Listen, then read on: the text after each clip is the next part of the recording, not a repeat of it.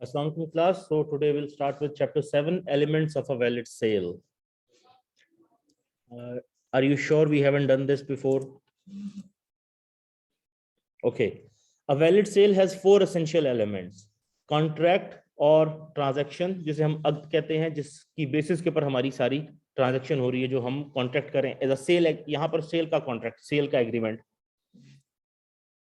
अब इसके लिए जरूरी नहीं है कि ये रिटर्न एग्रीमेंट ही हो। अक्द कब बन जाएगी ये ट्रांजैक्शन? ये ट्रांजैक्शन अक्द तब बन जाएगी जैसे कि लेट सपोज हम दुकान पे जाते हैं, हमने कुछ चीज मांगी, उसने हमें दी, हमने उसको कैश दे दिया, ये अक्द हो गया। ठीक है, इसके अंदर ऑफर एंड एक्सेप्टेंस, इजाब व कबूल, ये सारी चीजें हो चुकी हैं। यहाँ पर मुंह से कहने की जरूरत नहीं है या कोई कॉन्ट्रैक्ट साइन करने की जरूरत नहीं है, ये एग्रीमेंट हो गया। जब उसने हमें कुछ चीज दी, हमने उसको पैसे दिए, ये अक्द हो गया हमारा। ठीक है, इसीलिए कॉन्ट्रैक्ट जो है हमारा, ये ट्रांजैक्शन है, वो जब ट्रांजैक्शन एग्जीक्यूट होगी तो वो कॉन्ट्रैक्ट ऑटोमेटिकली हो जाएगा। यहाँ जुबान से उसको कहने की जरूरत नहीं कि मैंने तुम्हें बेच दी, मैंने तुमसे खरीद ली। It is all done. ठीक है, तो पहली चीज है अक्द, जिसके अंदर पहली चीज आ जाती है ऑफर एंड एक्सेप्टेंस।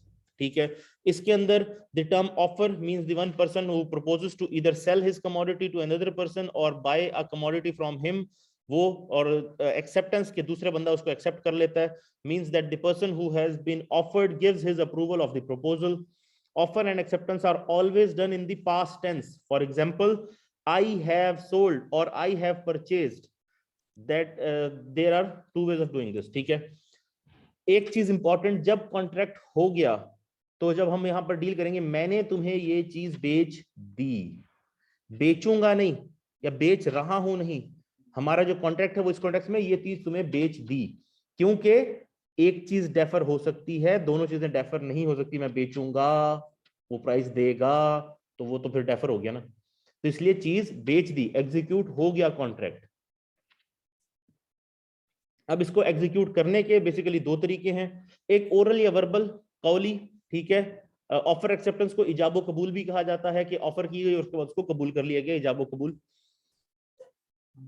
ओरल और वर्बल, जिसके इसके अंदर हम इसको कहते हैं कौली, बाय सेइंग और एक्सप्रेसिंग, बाय रिपीटिंग, या आप जो वर्ड्स कह देते हैं उससे आप एक ऑफर एंड एक्सेप्टेंस कर सकते हैं। ठीक है, तो जैसे कि जी मैं तुम्हें ये चीज बेच दी, जी मैंने ये चीज खरीद ली, ये प्रॉपर कहने से भी हो सकता है। सो द ऑफर इजाब एंड एक्सेप्टेंस कबूल should be communicated orally, verbally between the parties in such a manner that the transaction is executed spontaneously. For example, one can say I have sold, but one cannot say I shall sell to you. मैं तुम्हें बेचूंगा, ऐसा नहीं कह सकते, मैंने तुम्हें ये चीज बेच दी। ठीक है, दूसरा, ये इंप्लाइड भी हो सकता है, इशारतन। ठीक है, और इशारे के अंदर वही बात आ जाती है जो मैंने आपको बताई, हम दुकान पे गए, उसने हमने चीज दी की, उसने हमें दी, हमने पैसे दे दिए, हो गया। मतलब उसने ऑफर की, हमने एक्सेप्ट कर ली, डील हो गई।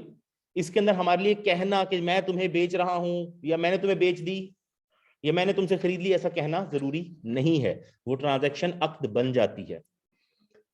सो इसके अंदर अगेन दो टाइप्स आ जाती हैं, जिसके अंदर एक क्रेडिट सेल है, इस्तिजरार, जिसके अंदर for example settlement of bill at the end of the month, के हमारे पास अब लेट्स सपोज हम मोबाइल फोन यूज करते हैं पोस्ट पेड, तो उसका bill end of the month हम सेटल करेंगे, एज कंपेयर टू कि हम हर रोज हर कॉल करें उसके बाद उसकी पेमेंट करें। तो उसका एक बिल, जैसे बिजली का बिल होता है, बिजली हमने यूज की पूरा महीना, उसका बिल आया कि जी आपने इतनी इस्तेमाल की, उसके बाद आप उसकी पेमेंट कर देते हैं। इसी तरह से गैस का बिल, या वाटर का, कहीं पर अगर वाटर सप्लाई है, या जो डिफरेंट चीजें, टेलीफोन का बिल, जो पहले लैंडलाइंस थी उसके ऊपर जो बिल आता है, तो आप यूज करते हैं, उसकी बेसिस के ऊपर आपको बिल आता है ना, वो आपको एडवांस में, इस महीने आपने इतना यूज करना है, ये लें बिल, पहले पे कर दें। So in that case credit sale इस्तिजरार हो सकता है, जहां पर आपको मंथली अपने महीने बाद आप मुझे बता देंगे बिल पे कर दूं। जैसे आमतौर पे हमारे यहाँ न्यूज़पेपर का बिल, दूध का बिल, इस तरह की चीजें जो कॉन्स्टेंटली है वो मंथली पे होती हैं। ठीक है, या एम्प्लॉयज को सैलरी मंथली पे की जाती है। दूसरी होती है हैंड टू हैंड सेल, ताती। ठीक है, अगेन ये इंप्लाइड इशारा के अंदर ये भी इंक्लूडेड है, क्रेडिट सेल जो थी कि महीने के बाद मैं आपको पे कर दूंगा, जो भी बिल होगा आप महीने बाद मुझे बिल दीजिएगा, मैं आपको पे कर दूंगा, आपने पे कर दिया, सेल हो गई। ठीक है, हैंड टू हैंड सेल, ताती, सिंपल, ये लें ये दें, thank you, done, hand to hand sale. Exchange of money with goods without uttering ijabo kabul is a prudence adopted in various supermarkets and departmental stores. You go, you buy, आप cash देते हैं और done. So ये भी एक cell की type है, hand to hand, ये भी हो सकती है.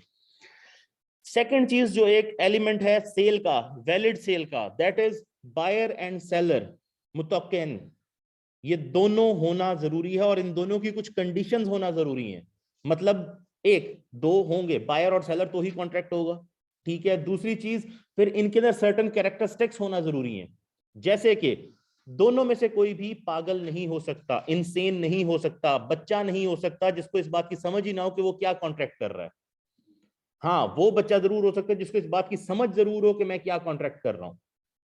ठीक है. क्योंकि हमारे यहाँ हम बच्चा 18 ईयर से कम या कॉन्ट्रैक्ट ना करने वाली एज 18 ईयर से कम लेते हैं, लेकिन ओवरऑल अरब सोसाइटी उस दौर की अगर आप देखें तो वो जरूरी नहीं था कि 18 ईयर्स ही एज लिमिट होगी जिसके पर कोई कॉन्ट्रैक्ट कर सकता है.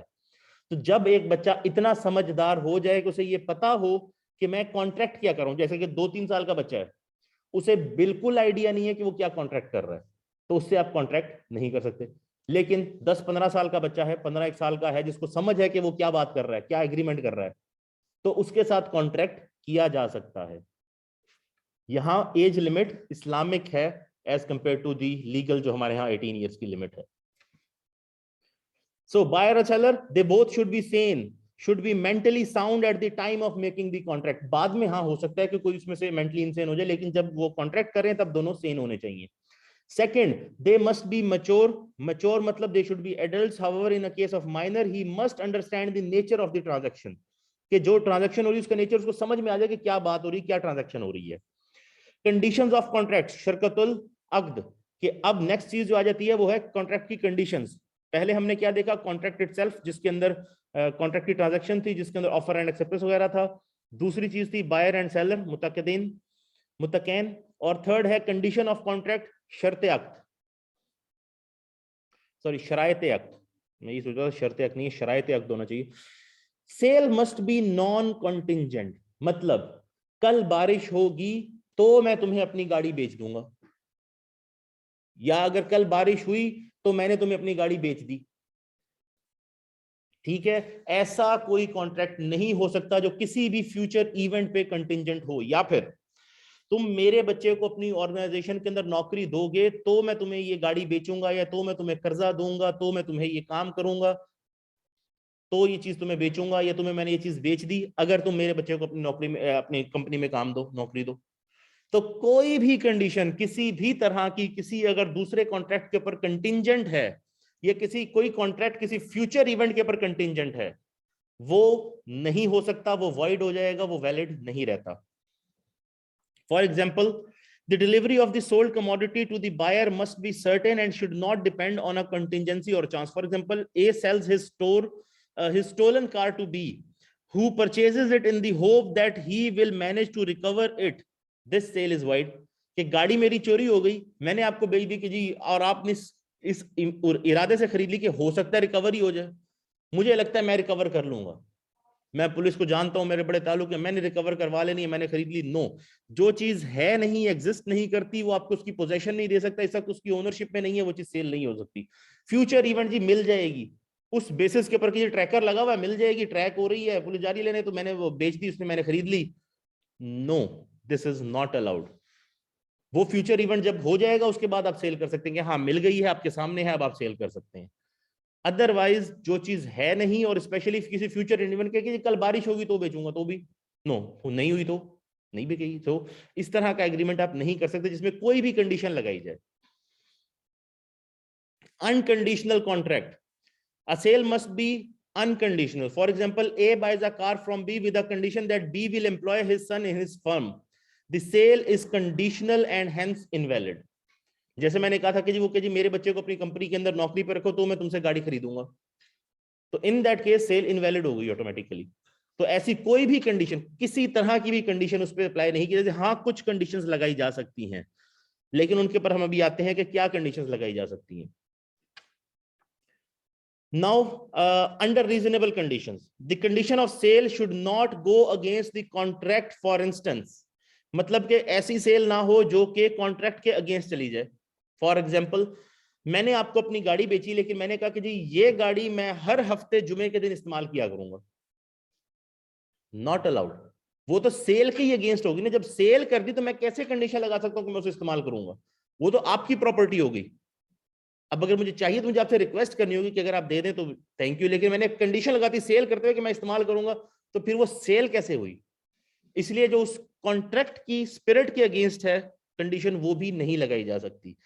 जैसे कि A tells B to deliver the goods within a month, the sale is valid. ठीक है कि हाँ, एक ये कह सकता है बी को कि कोई रीजनेबल कंडीशन है कि 1 महीने में मुझे चीज डिलीवर कर देना। ठीक है, अभी तुम्हारे पास नहीं है, महीने तक डिलीवर कर दो। हाँ, ये कंडीशन हो सकती है। लेकिन अगर वो कॉन्ट्रैक्ट के अगेंस्ट जाती होगी बात, तो नहीं होगी, क्योंकि सेल वहां नहीं हो रही होगी। Under an unreasonable condition but in market practice. ठीक है, अगर कोई ऐसी अनरीजनेबल कंडीशन है जो कि मार्केट प्रैक्टिस में है, वो लगाई जा सकती है। ठीक है, if a sale is under an unreasonable condition but is in market practice and not against the teachings of the Quran and the Sunnah, the sale is valid। कि एक कोई कंडीशन ऐसी है जो अनरीजनेबल है लेकिन मार्केट प्रैक्टिस में भी है और कुरान और सुन्ना के खिलाफ भी नहीं है, आमतौर पे मार्केट में वो कंडीशन होती है, अवेलेबल है, लगा सकते हैं, तो वो अलाउड है, उसको बैन नहीं किया जाएगा। For example, A buys a refrigerator from B with a condition that B undertakes its free service for 2 years.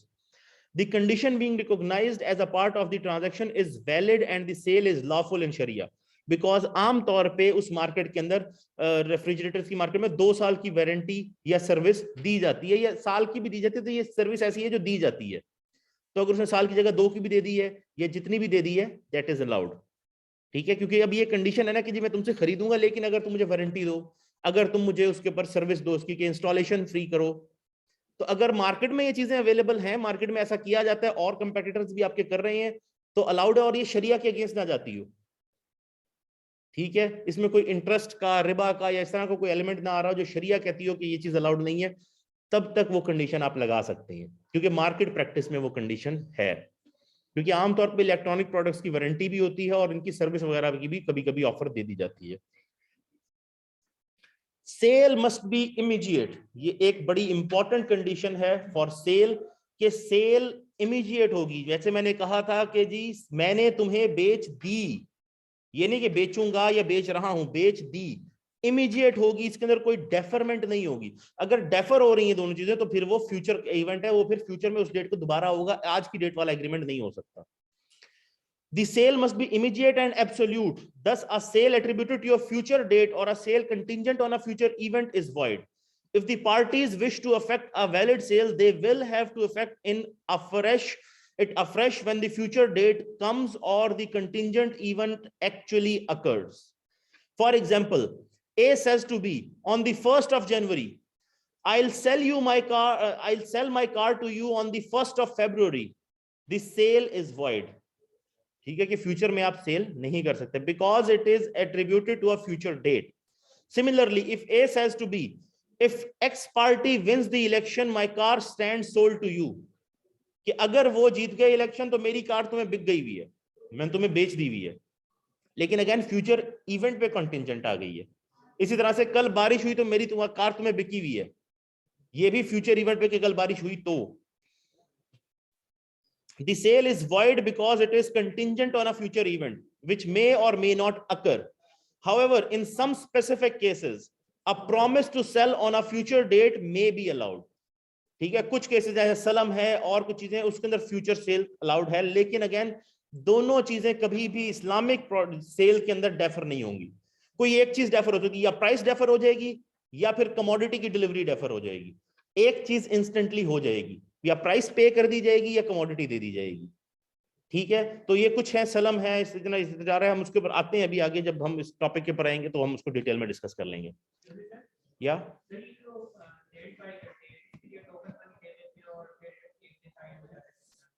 Okay,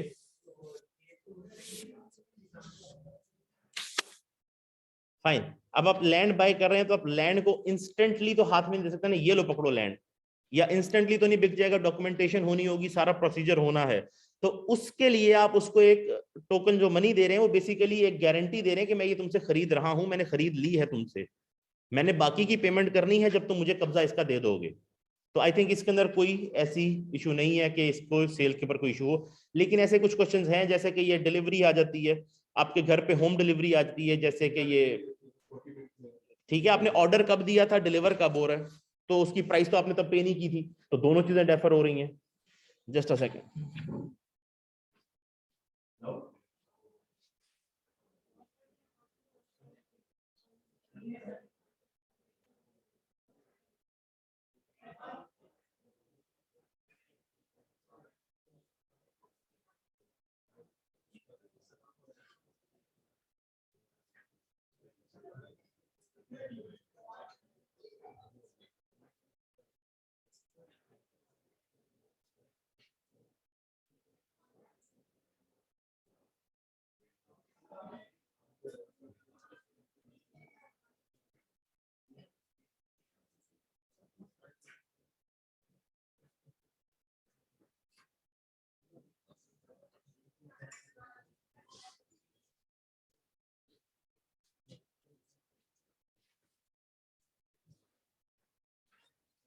Sorry about that.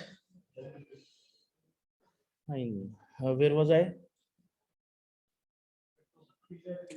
या इसी तरह से ये पिज्जा की डिलीवरी है, या इवन आप ये जो शॉपिंग करते हैं ऑनलाइन शॉपिंग, आपने ऑर्डर प्लेस किया, कैश तो नहीं दिया ना अभी, कैश तो होम डिलीवरी के ऊपर देना है आपने, जब डिलीवर होगा तब, तो क्या इस डिले को भी हम इसमें कर सकते हैं कि नहीं? तो इसके ऊपर अगेन मेरे नजर कोई इशू नजर नहीं आता on the face of it, लेकिन क्योंकि जो इस्लामिक कंडीशंस हैं वो स्पेसिफिक हैं और उसके अंदर कोई डिले अलाउड नहीं है, तो इसके ऊपर एक्चुअली मैंने मुफ्ती साहब से इसके ऊपर ओपिनियन लेना है। ठीक है, हमने एक मुफ्ती साहब को हायर किया हुआ अपने पास, राफी अशरफ उस्मानी साहब को, as a consultant in our department, क्योंकि हमारे पास शरिया के बहुत सारे फिर इश्यूज आ जाते हैं, तो उनसे इसके ऊपर मैंने ओपिनियन लेना है। लेकिन जहां तक मैं जानता हूं, जहां तक मेरी उनसे बात हुई है, ये जो पिज्जा डिलीवरी है यहां तक अलाउड है, डिलीवरी का पता नहीं, लेकिन बनवाना तक अलाउड है, कि आप जाते हैं उसको कहते हैं, वो बनाकर देता है ना आपको, ठीक है ना, अब उसको आप पहले कहेंगे, फिर पेमेंट हो, अगर जाकर भी कर देते तो पेमेंट करेंगे, फिर वो बनाना शुरू करेगा, बनाकर फिर आपको डिलीवर करेगा, तो इस हद तक तो ये अलाउड है। तो मेरे नजदीक ये जो मेरी उनसे बात हुई थी उसके कॉन्टेक्स्ट के अंदर फिर ये होम डिलीवरी तक भी ये अलाउड है, क्योंकि किया जा सकता है, लेकिन इनके ऊपर मैंने एक ओपिनियन उनसे भी लेना है। ठीक है, तो जब तक मैं ओपिनियन ले नहीं लेता फिर मैं आपको वो शेयर नहीं करूंगा, because I might be wrong. Okay, goods for sale और सब्जेक्ट मैटर। नेक्स्ट जो आइटम है कि जो चीज बेची जा रही है उसकी कुछ कैरेक्टरिस्टिक्स हैं जो होनी चाहिए, उसके बगैर सेल नहीं हो सकती। ठीक है, तो अब जो चीजें हैं उसके अंदर उसको ये सर्टेन कंडीशंस फुलफिल करनी है। पहली चीज एग्जिस्टेंस, ऐसी चीज नहीं बेची जा सकती जो अभी एग्जिस्टेंस में आई ही नहीं। ठीक है, जो चीज बेची जा रही है वो at the time of sale exist करती हो, प्रेजेंट जरूर हो। ठीक है, ऐसी कोई चीज जो एग्जिस्टेंस में नहीं है वो नहीं बेची जा सकती, अनलेस कि आपका किसी चीज को बनाने का ऑर्डर है, मैन्युफैक्चरिंग का, वो आगे फिर इस्तिस्ना के अंदर हम चले जाएंगे, वो हम जब तब डिस्कस करेंगे, इस्तिजरार इस्तिस्ना सलम, वो तब हम देख लेंगे। अदरवाइज जो हम कॉमन सेल है उसके अंदर जो प्रोडक्ट है वो एग्जिस्ट करना चाहिए, फिर ही उसकी सेल हो सकती है। The subject matter of a sale must exist at the time of the sale. Thus, a thing which has not yet come into existence or which cannot be delivered, possessed now cannot be sold. जैसे कि मैंने कहा था चोरी हुई गाड़ी इस वक्त तो नहीं है ना, इसलिए उसको बेचा नहीं जा सकता। If a non-existing thing has been sold, even with mutual consent, the sale is void according to Sharia. कि म्यूचुअल कंसेंट से हम कहेंगे हमने म्यूचुअल कंसेंट है, हम दोनों एग्री करते हैं तो हमें ये करने दिया जाए, नॉट अलाउड। शरिया के पर्सपेक्टिव से सेल अलाउड नहीं होगी, क्योंकि mutual consent does not matter. शरिया के पर्सपेक्टिव में चीज एग्जिस्ट करनी चाहिए, अगर वो कहीं नहीं एग्जिस्ट करती, हम दोनों आपस में तैयार हैं तो हमें बेचने दें, this is not allowed.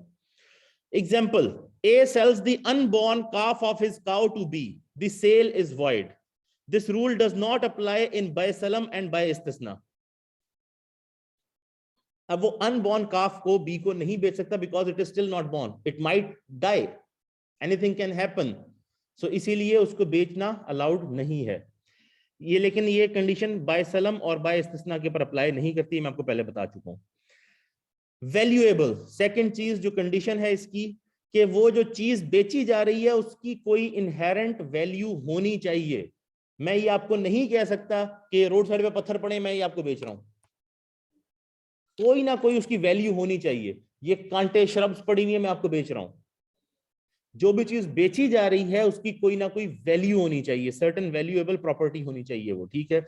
The subject of a sale must be a property of value, thus a thing having no value according to the usage of trade such as a leaf or a stone or a roadside cannot be sold or purchased।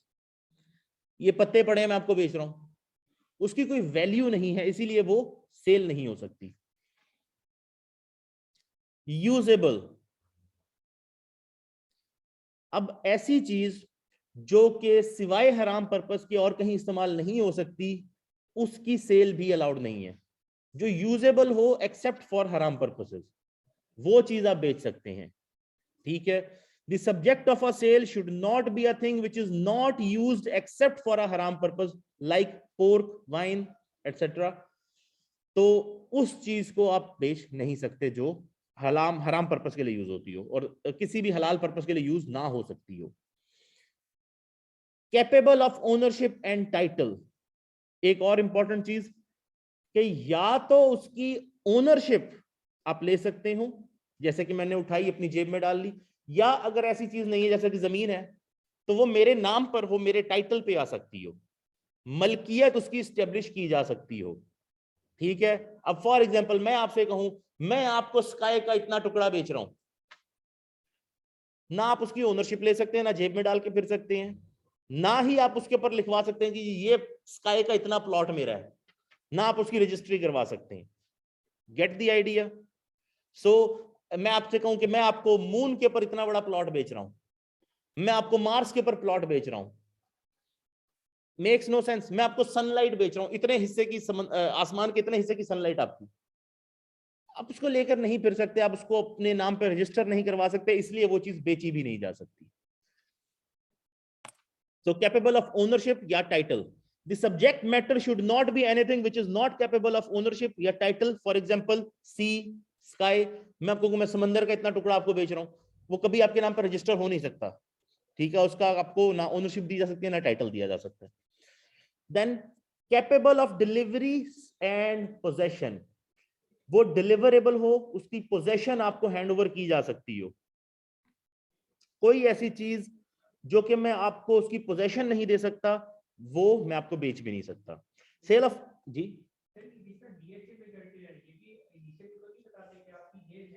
ये गलत करते हैं, ये शरअन गलत है। ये जहां जहां आप फाइल वाला सिस्टम करते हैं, आपने अक्सर देखा होगा इसी के अंदर फ्रॉड भी होता है। फिर आपके साथ जब भी फ्रॉड हो रहा होगा वो उसी में हो रहा होगा जहां फाइल वाला सिस्टम, उसने कभी जमीन खरीदी नहीं, आपको फाइल बेच के फिर भाग गया। ये अक्सर हुए, यहाँ सिटी के अंदर हुआ है। एक और इससे पहले कोई मॉल शॉल बना रहे थे, उसकी पूरी वीडियो बना के चलाई, लोगों से पैसे इकट्ठे किए, उसके बाद भाग गए। ये आज की बात नहीं, आज से कई साल पुरानी बात है।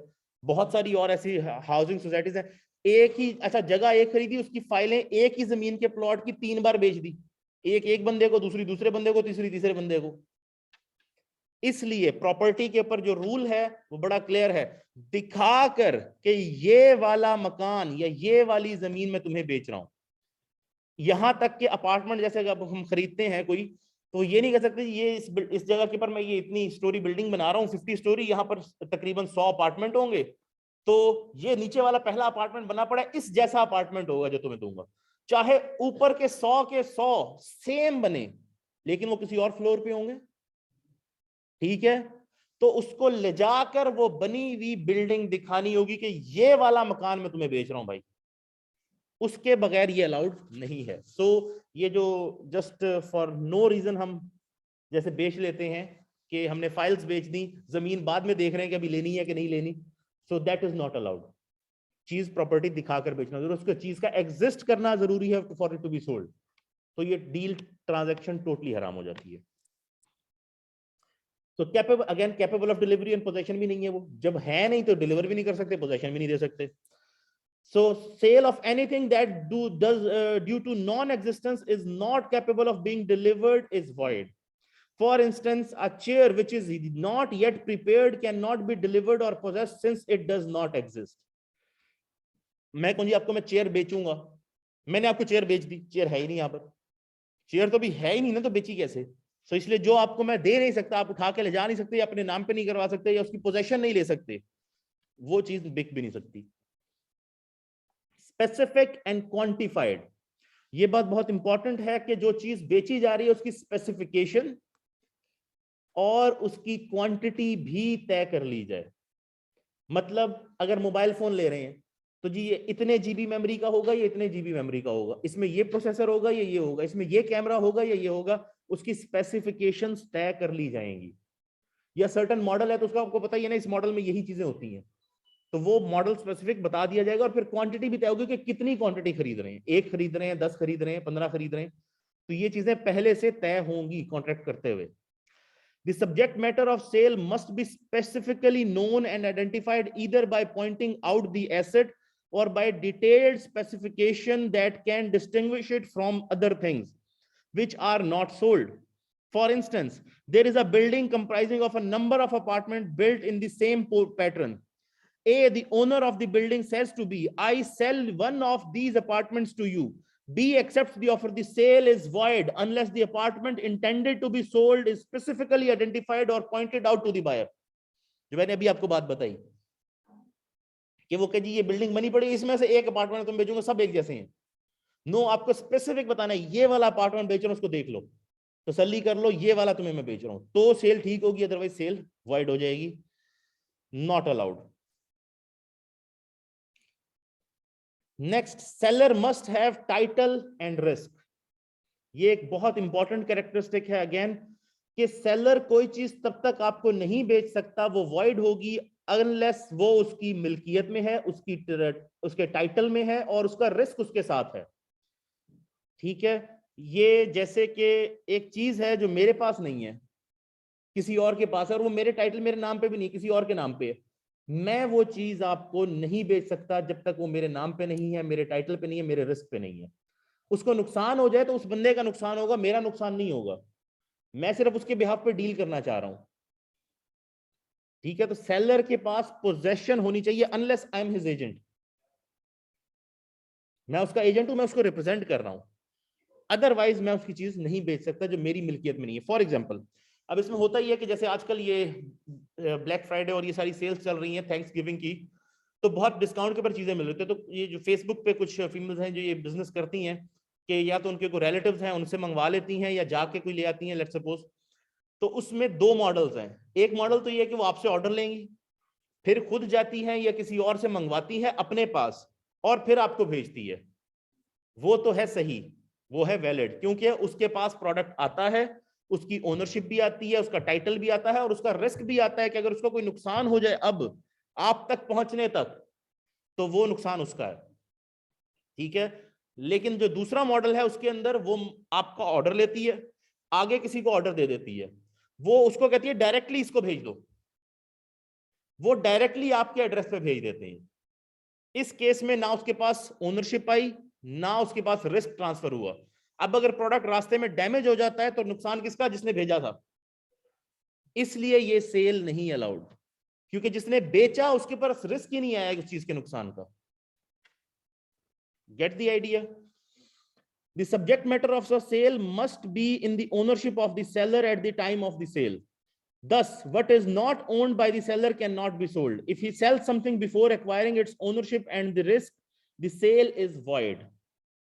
For example, A sells to B a car which is presently owned by C, but A is hopeful that he will buy it from C and shall deliver it to B subsequently. मतलब कि हमने एक गाड़ी देखी, बड़ी पसंद आई कि यार ये अच्छी है, इसको ना ये सस्ते में मुझे दे रहा है, मैं आगे इसको महंगा बेच सकता हूँ, मुझे तो चाहिए नहीं, मैंने खरीदनी भी नहीं है, मैं खरीदता नहीं हूँ, मैं देख आता हूँ, उससे प्राइस डील कर लेता हूँ कि कितने में देगा। आगे मुझे किसी बंदे का पता है जो मुझसे कह रहा था कि मैं इतने तक गाड़ी खरीदना चाहता हूँ, मुझे पता मैं इसको बेच सकता हूँ, अब मैं पहले उससे बात तय कर लूं ताकि मैं जब खरीदूं तो मेरी सेल हुई भी हो। ठीक है, और पहले उससे बात तय करके बेच दूं और बाद में जाके खरीदूं, ये अलाउड नहीं है। एसेट आपके रिस्क पे, आपकी पोजीशन में होना चाहिए। उस दौरान अगर एसेट को कुछ हो जाता है, गाड़ी का कहीं एक्सीडेंट हो जाता है, तो जो नुकसान होगा वो ओरिजिनल ओनर को होगा, मेरा तो नहीं होगा जो मैं आगे जाकर किसी को बेच रहा हूं। इसलिए मेरी ओनरशिप में होनी चाहिए जब मैं बेच रहा हूं। The sale is void because the car was not owned by A at the time of the sale. The speculation in shares without acquiring ownership and risk is another example कि speculate करते हुए आप उसके ऊपर purchasing या फिर इसके अलावा derivatives कर लें. जैसे कि मैंने अभी लास्ट एग्जांपल दी थी, उसके अंदर भी मैंने किसी से एक परफ्यूम मंगवाया, तो मुझे किसी को गिफ्ट करना था, तो वो जब मेरे पास डिलीवर हुआ, वो खुद डिलीवर करती थी, खुद लेकर आती थी या मंगवाती थी. तो वो मेरे तक जब पहुंचा तो मैंने देखा कि इसमें से आवाज आ रही है और काफी लाइट लग रहा है. मैंने ओपन तो उसके अंदर से वो टोटल बॉटल ब्रोकन थी, बिल्कुल टूट गई थी बहुत बुरी तरह से. सो आई टोल्ड हर कि ओके, ये प्रोडक्ट जो है इस तरह से डैमेज मेरे पास रिसीव हुआ है. तो उसका रिस्क उसके ऊपर था, उसने मुझे वो रिप्लेस करके दी. इन दिस केस के वो खुद ना दे रही थी, किसी और से भेजी होती तो उसका रिस्क उसके ऊपर होता, उसको वो रिप्लेस करनी पड़ती. इस वजह से ये सेल ट्रांजैक्शन में इस्लामिक प्रिंसिपल के अकॉर्डिंग जिसने बेचा है उसके पास रिस्क और पोजीशन आएगा तो वो आगे बेच सकता है. ठीक है, तो वो अलाउड है, लेकिन अदरवाइज अलाउड नहीं है. अब इस केस में भी ये बेसिकली डेफर होता है ना, मैंने ऑर्डर दिया, वो लेकर आएंगे, फिर मुझे डिलीवर करेंगे. इस ट्रांजैक्शन का जो है ना, क्योंकि मुफ्ती साहब से डिस्कस किया हुआ है, ये उन्होंने मुझे कहा था कि अलाउड है जब तक वो खुद खरीद कर लाए या अपनी पोजीशन में लेकर खुद मुझे डिलीवर करें, अनलेस के किसी और से थर्ड पार्टी से ले दें. इसलिए मैं ये कह रहा था कि ये जो पिज्जा और होम डिलीवरी बाकी चीजों की है, ये अलाउड है, इसके अंदर मुझे डाउट नहीं है कोई. लेकिन हो सकता है, इसलिए मैं इसके ऊपर एक बार ओपिनियन दोबारा ले लूंगा.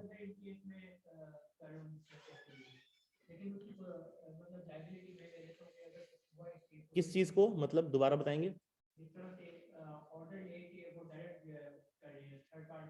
ठीक है, आपकी ओनरशिप नहीं आई, आपका रिस्क इन्वॉल्व नहीं हुआ.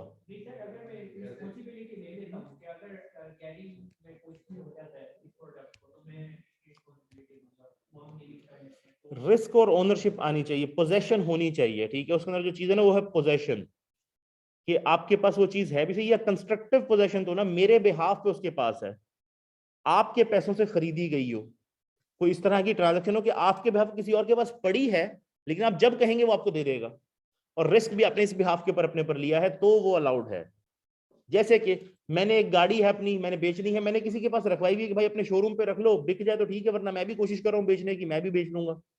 अब जब मैं बेच रहा हूं तो मुझे पता है कि गाड़ी मेरी ही है, उसके शोरूम पे खड़ी है, चाबी उसके पास है, लेकिन जब मैं मांगूंगा मुझे दे देगा.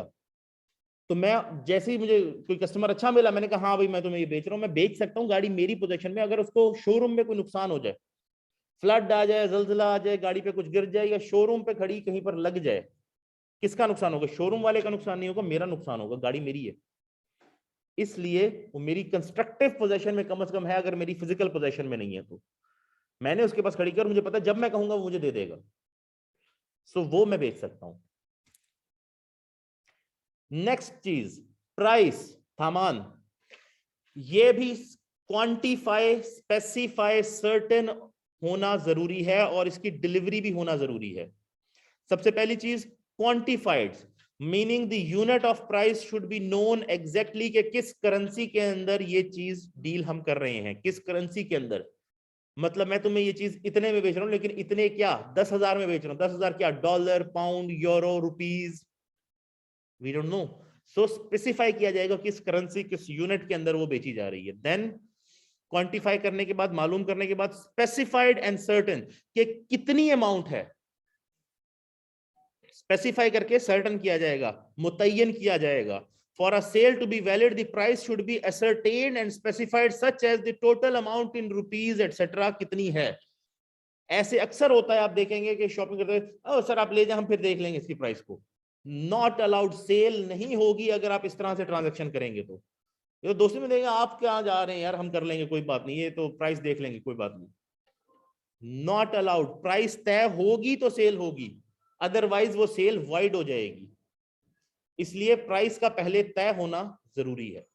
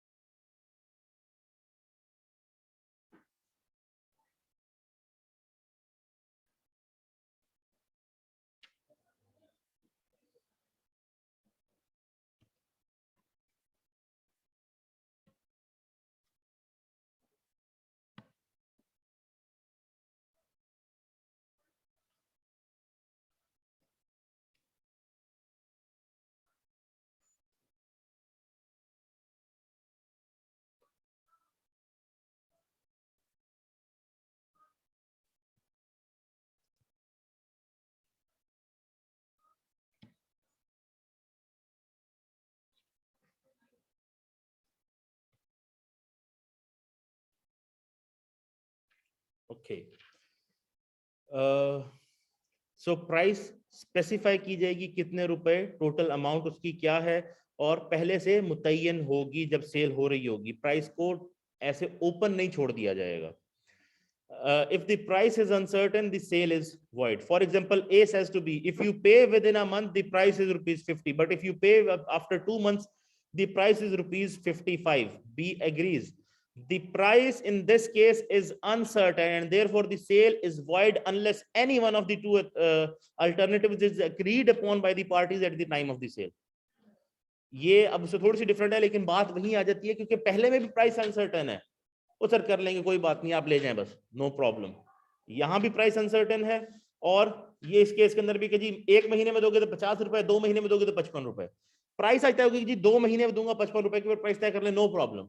1 महीने में दूंगा 50 पे, प्राइस तय कर ले, नो प्रॉब्लम। लेकिन ये कि जी महीने बाद दोगे तो इतने, 2 महीने बाद दोगे तो इतने, ये अलाउड नहीं है। किसी एक के ऊपर आज तय कर लीजिए कि ये वाली प्राइस पे मैं लेकर जा रहा हूं, इतने टाइम में पेमेंट कर दूंगा। फाइनल हो जानी चाहिए कि इस प्राइस पर लेकर जा रहा हूं मैं चीज।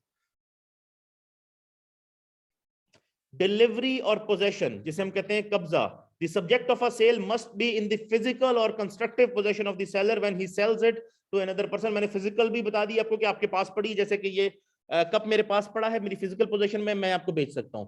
सिमिलरली मेरी कंस्ट्रक्टिव पोजीशन में, मैंने किसी के पास रखवाया है, हमारे पास कि यार अपने पास रख लो, जब मुझे चाहिए होगा मैं तुमसे ले लूंगा।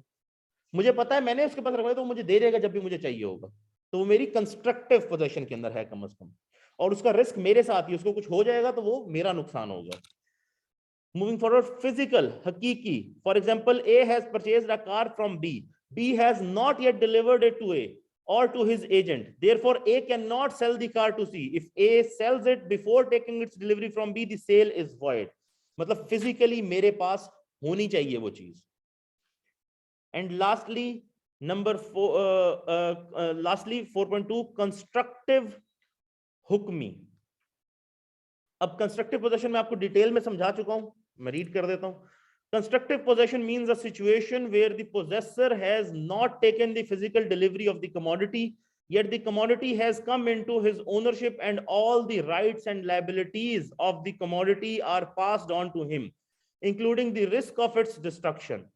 For example, A has purchased a car from B. B, after identifying the car, has placed it in a garage to which A has free access, and B has allowed him to take the delivery from that place whenever he wishes. Thus, the risk of the car has passed on to A. The car is in the constructive possession of A. If A sells the car to C without acquiring physical possession, the sale is valid and allowed.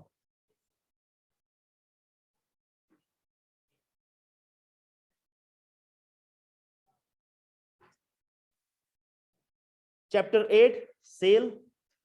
Cell, ये जिसे हम बई कहते हैं Arabic के अंदर, is commonly defined in the Sharia as the exchange of a thing of value by another thing of value which with mutual consent. जो another thing of value usually cash होती है. For example, the sale of a commodity in exchange for cash. Valid sale या buy सही जो होती है, उसके लिए 4 चीजों का होना जरूरी है, 4 necessary conditions हैं जिसके बगैर सेल वैलिड नहीं होती। कॉन्ट्रैक्ट, अक्द, जिस कॉन्ट्रैक्ट के तहत वो चीज सेल हो रही है। मैंने कहा था कि इसके लिए इसके अल्फाज को कहना जरूरी नहीं होता। सब्जेक्ट मैटर, मबी, जिस चीज को बेचा जा रहा है। देन प्राइस, वो सामान जिस चीज के, जिस प्राइस के ऊपर उसको बेचा जा रहा है। एंड पोजेशन और डिलीवरी, कब्जा दिया जाए, उसकी पोजेशन दी जाए। ठीक है, ये 4 चीजों का होना जरूरी है for a valid sale. Void या नॉन एग्जिस्टिंग सेल बाय बातिल, वो सेल जो बातिल है। ओके, या सेल कब वॉइड हो जाएगी? जब इनमें से कोई कंडीशन मीट नहीं हो रही होगी। ठीक है, sale will be void if any one of the conditions of offer and acceptance, condition of buyer and seller, goods for sale और subject matter are not complied with.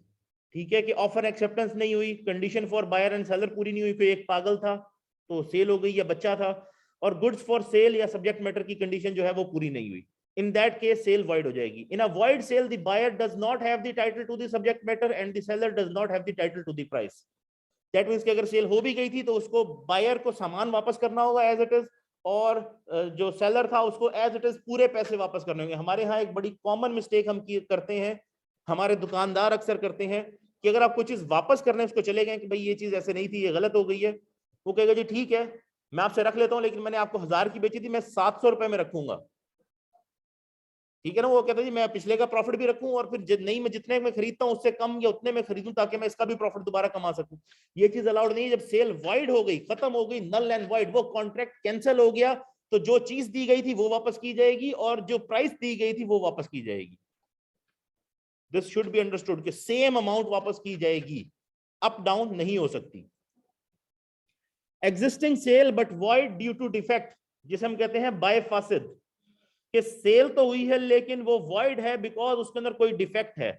अब ये आमतौर पे तब होता है जब आपने चीज को इंस्पेक्ट नहीं किया था, देखा नहीं था पहले, और बाद में पता चला कि इसके अंदर ये चीज आ गई तो आप उसको वापस करते हैं, लेकिन कोई डिफेक्ट की वजह से चीज सेल वॉइड की जा सकती है। Sale will exist but will be void due to defect if the conditions of contract, subject matter conditions के सब्जेक्ट मैटर कैसा होना चाहिए वो पूरी नहीं हुई, या कंडीशंस ऑफ प्राइस उनमें से कोई कंडीशन पूरी नहीं हुई, are not complied with. However, if the defect is rectified, the sale becomes valid. For example आपसे कहा गया कि जी आपको 128 GB का मोबाइल फोन दिया जाएगा, लेकिन जब फोन मिला तो 64 GB का था। तो अगर तो सेलर उसको रेटिफाई कर देता है, 128 का दे देता है तो ठीक है, अदरवाइज आप उसको वो चीज वापस करते, सेल वाइड हो जाएगी। इन अ फासिद cell, the buyer should not possess the subject matter. If possessed with the consent of the seller, title or ownership will pass to the buyer, but usage of the subject matter will be impermissible. He must return the goods to the seller. तो रख तो सकता है उसके कहने के पर, लेकिन वो उसको इस्तेमाल नहीं कर सकता और उसको ये चीज वापस करनी है सेलर को, क्योंकि कॉन्ट्रैक्ट नहीं हुआ। Next, valid but disliked sale by मकरूह।